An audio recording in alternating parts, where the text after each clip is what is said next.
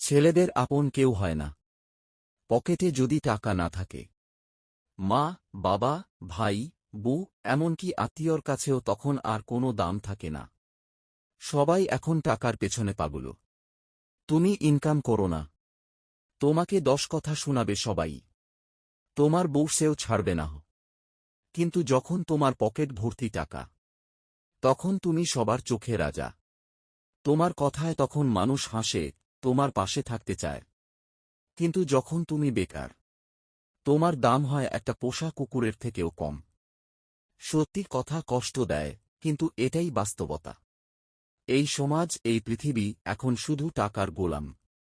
তাই মনে রেখো, জগতে আপন বলার মতো কেউ নেই যতক্ষণ না পর্যন্ত তোমার পকেটে টাকা আছে।